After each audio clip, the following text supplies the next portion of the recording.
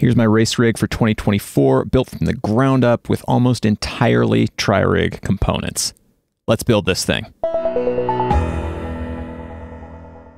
Hey everybody, Nick from Tririg here. I'm going to show you how I built up my new Tririg Omni frame set, a bicycle that we designed from the ground up, not only to be the fastest thing on two wheels, but to also be the easiest tri-bike to live with, to adjust, and to travel with. I'm going to build this one up as a 1x drivetrain with the newest SRAM Force E-TAP axis, a set of Hunt 50mm carbon wheels, a dash tri-carbon saddle, and apart from those, it's pretty much 100% Tririg parts, including the Alpha 1 cockpit with our Scoops Ultimate SL arm cups, our new BTA riser, our Kappa cage between the arms, the Omega 1 rim brakes, the Beta rear saddle carrier, our new Kappa saddle cage, and our Mercury SL pedals. But let's get started by taking a look around the bike frame and the various components that come with it. The frame's radical shape results in the lowest drag numbers we've ever seen in the wind tunnel, as well as the lowest side forces of any bike we've ever tested. That means that as you're riding, the wind has less of an effect on you, making it easier to ride through crosswinds. The seat post features an ultra-deep truncated airfoil that is extremely efficient, virtually invisible to the wind. On top of it, we use a standard Ritchie single-bolt saddle clamp. You know, we figured Ritchie completely solved this particular mechanism, so why mess with perfection? In fact, we designed our Beta rear bottle carrier specifically to work with Ritchie's mechanism because it's so good. There are a lot of other bikes that work with that clamp, and our Beta is compatible with any of them that use that 10mm rod standard. And at the back of the frame, we see the chainstays have been designed for Omni's integrated aero skewers so that nothing sticks out in the wind. And even better, there's a little hidden wrench holder behind Omni's non-drive side chainstay so that you are never without a tool when you need it. Before we install the fork though, let's deal with our cables and the bottom bracket. The frame ships with these rubber hoses pre-installed to act as cable guides and help you with routing if needed, but I'm just going to yank them to show you how easy it is to route cables through the Omni even without the guides. And I don't even need to start with a cable or a routing kit as most bikes on the market require. Omni is completely open from front to back, so I can just run the housing and it'll pop out the other side, no fuss. And on this build, I actually only need one cable for the rear brake. That's because I'm running SRAM's awesome Axis wireless drivetrain, which means nothing needed for the derailleur whatsoever. After we run that brake cable, I'm safe to install the crank. Omni uses the Press Fit 30 bottom bracket standard, so I select the appropriate dub bottom bracket for my force crank and press it in. I actually really like these dub cranks. They have really tight tolerances, and so they press right into the frame, and you never hear another thing about it. Now let's move up to Omni's fork, which is another area just packed with engineering.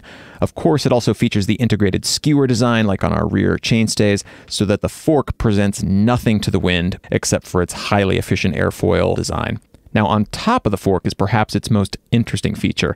It's a unique and patented hearth topper system so that the fork's steerer tube can be lengthened or shortened without cutting. The fork comes with the toppers to let you have your bar slammed, or with 10, 20, 30, or 40 millimeters of additional stack. Just select the topper that corresponds with the stack you want and tighten with the included custom M10 titanium bolt. I am going to be slamming my bar, so I'll pick up the 0mm topper and tighten it down. This system also acts as our compression plug, so we don't need to do anything else with the fork to prepare it for assembly. No cutting, no plugs, just the hearth topper and convenience. That's what Omni is all about.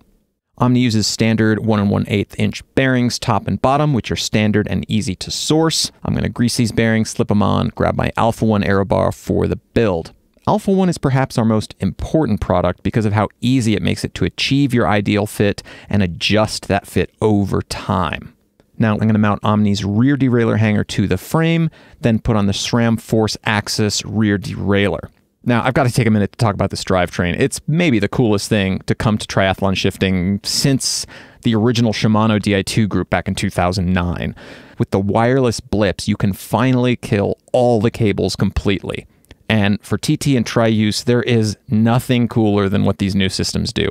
These tiny little wireless blips are, in my opinion, the end game of shifting in triathlon.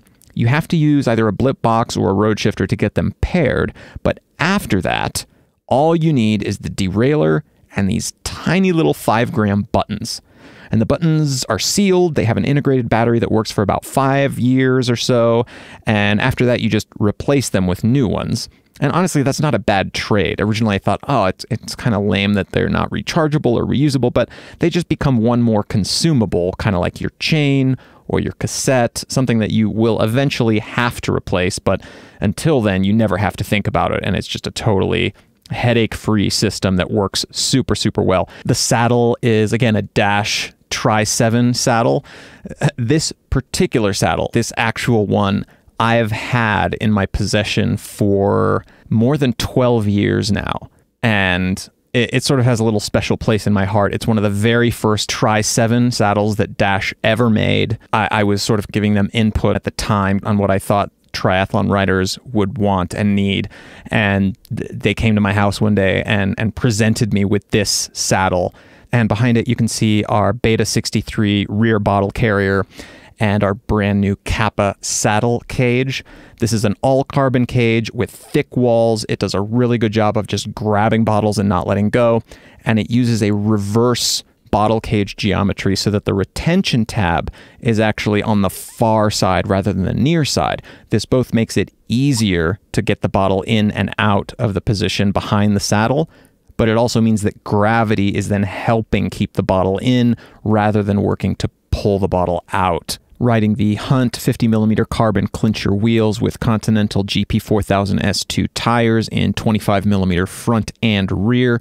I finished things up with a little bit of Silka bar tape up front. Don't look too closely. My wrap job was a little bit hurried. But at the end of the day, this bike is absolutely gorgeous. It's minimal, elegant. It's easy to adjust. It's easy to travel with. Just a couple bolts mean the bar comes right off. I can pull the fork, put it in a small travel case, and off we go. And I can't wait to get out there and ride it some more. Hit me up in the comments if you have any questions on this build. And to check out all the products that are in it, head to tririg.com. Thanks for watching. I'll see you next time.